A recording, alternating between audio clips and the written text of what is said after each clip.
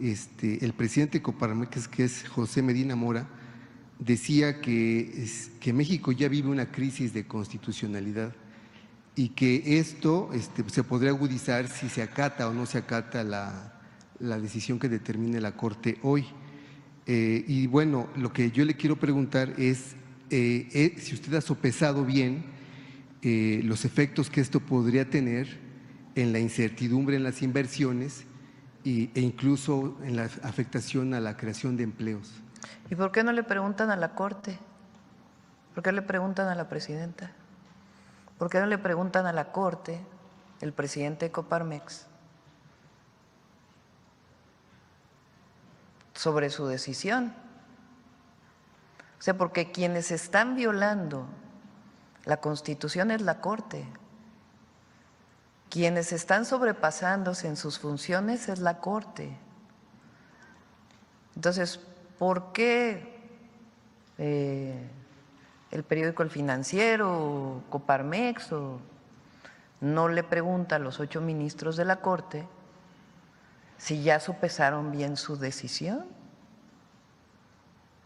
Si 8 ministros pueden ir en contra de un pueblo de millones y millones de votos, por ahí de 36 millones. Si ya preguntaron a la Corte si puede ir en contra del constituyente. O sea, ¿por qué el tema es de la presidenta? Cuando es la Corte quien está queriendo legislar, cuando no tiene esas funciones en la Constitución. 8 ministros, por encima de la Cámara de Diputados, de la Cámara de Senadores, de la mayoría de los congresos locales, de la soberanía que está en el pueblo. Entonces habría que preguntarle, habrá que dirigir este cuestionamiento a los 8 ministros de la Corte y ministras. Bueno, quizás el sentido de mi pregunta es en que si usted ha sopesado las afectaciones que podría tener sobre la economía en torno a este choque de poderes, digamos, o sea, es el poder judicial por un lado, el poder ejecutivo y legislativo por otro, y esto lo que puede generar, o sea, más allá digamos, de las posiciones de uno o de otro, sino lo que puede generar en la economía, en la incertidumbre entre los inversionistas. No sé si usted ha sopesado eso. Pero regreso a la pregunta, ¿por qué la Corte no sopesa eso? Porque la decisión hoy está en ellos.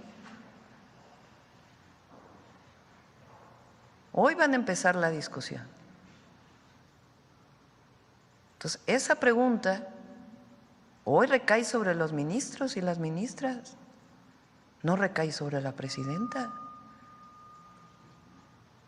O sea, lo que está haciendo la presidenta hoy es decirle al pueblo de México que su voluntad la cumplió el constituyente.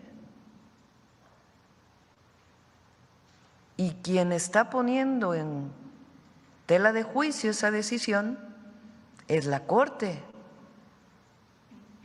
Entonces, por eso digo, todo a su tiempo. Hoy le toca a la Corte, no le toca a la presidenta. Hoy le toca a la Corte la decisión.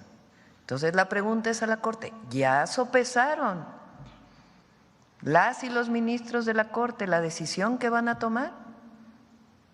O sea, ¿por qué ahora dicen que defienden la democracia?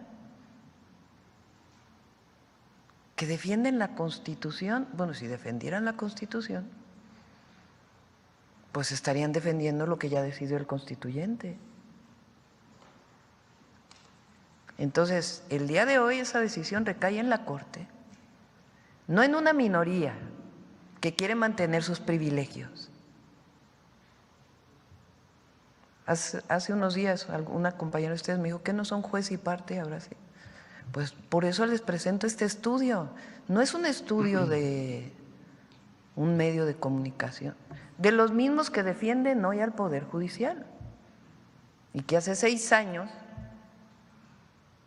decían que se llamaba poder familiar de la Federación. ¿Qué ha cambiado?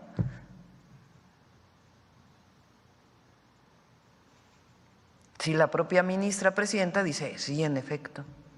Ahora, ¿no les gusta esa constitución? Pues no es un asunto de los 8 ministros, es un asunto de una decisión que tomó el pueblo de México. A la oposición, ¿no le parece bien? Bueno, vean el resultado de la elección. Entonces, hoy por hoy, esta pregunta que haces hay que hacérsela a los ministros de la Corte y las ministras de la Corte.